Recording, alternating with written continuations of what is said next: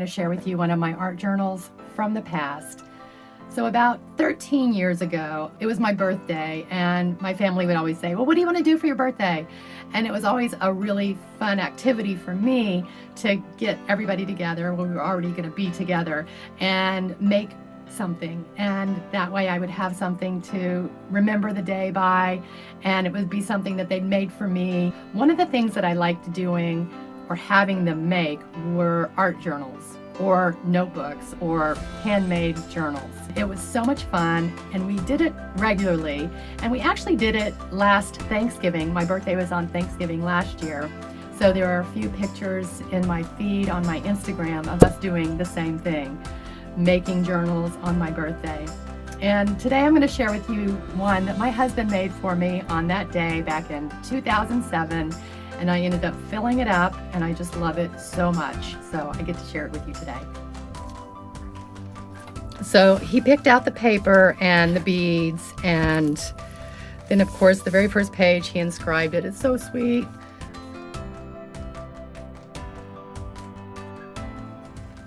And it's just one of those journals, you know, that you play in and you write things to yourself about inspiration.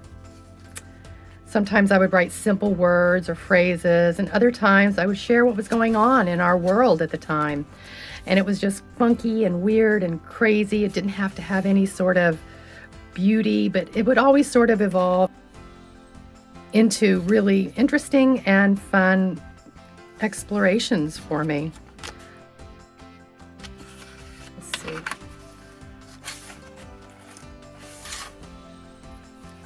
You know, I got to try different processes. I got to try different techniques, different products. And it just was such a I'm still doing it, but I don't do so much words anymore. But it's such a expressive way to fill your journals and explore. Again, I keep coming back to that word explore. Here's a perfect example.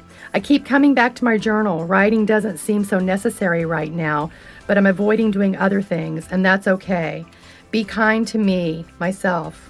Allowing my time to explore freedom from the daily life is why I love to hide in here, even after even after art projects. So even after I'd done a big art project, I would still return and start exploring and playing. And I was even already then, this is 2008, I was talking about not wanting to write so much, to wanting to just maybe illustrate and build collages without having so much words attached. But it all works. A little stamp I carved from a little tiny piece of rubber material, and I loved that. Patterns, just more collage and layers and words, inspiration.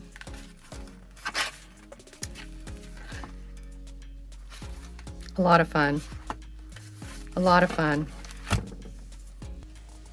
It's a gem. I love it. They all are. I'll show more of them later too. That's all I've got for you today. This is YouTube. You know what to do, and I will see you guys in the next video. Thanks for watching. I really appreciate it.